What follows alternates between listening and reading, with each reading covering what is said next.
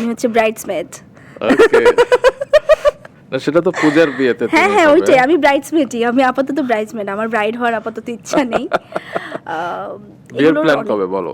দেরি আছে, maybe after 5 6 7 years. পূজা তো আমার এই শোতে বলে গেছে যে সে এখন সিঙ্গেল না, সে এখন এনগেজড উইথ সামওয়ান। তো তোমার থেকে বয়সে তো পূজা ছোট। আমরা অলমোস্ট সেমই। ওকে, তো পূজা তো বিয়ের দিকে আগাচ্ছে, তোমার কি খবর? আমি কি জানি এটা কি বলে, আমি হচ্ছে ব্রাইডসমেড। ওকে, না সেটা তো পূজার বিয়েতে হ্যাঁ তুমি হ্যাঁ হবে। ওইটাই, আমি ব্রাইডসমেডই, আমি আপাতত ব্রাইডসমেড, আমার ব্রাইড হওয়ার আপাতত ইচ্ছা নেই। বিয়ের প্ল্যান কবে বলো? দেরি আছে, মেবি আফটার 5 6 7 ইয়ার্স হতে পারে এরকম, এর আগে তো না। আচ্ছা, তো এটা বলো যে তোমার জন্য যারা অ্যাপ্লাই করতে চায় আসলে তাদের কি গুণ থাকা চাকরি দরকার?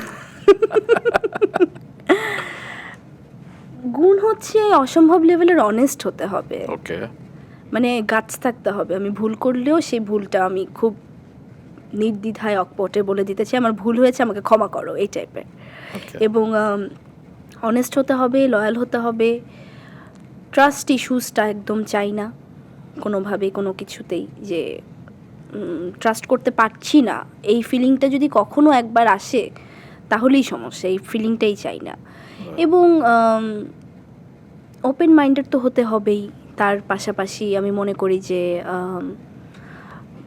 এই কয়টা জিনিস থাকলে, আর আমাকেও ট্রাস্ট করতে হবে, মানে আমি যা যা চাই তার কাছে আমিও তাকে তাতেই দিব, সো ওই কম্পেটেবিলিটা থাকতে হবে।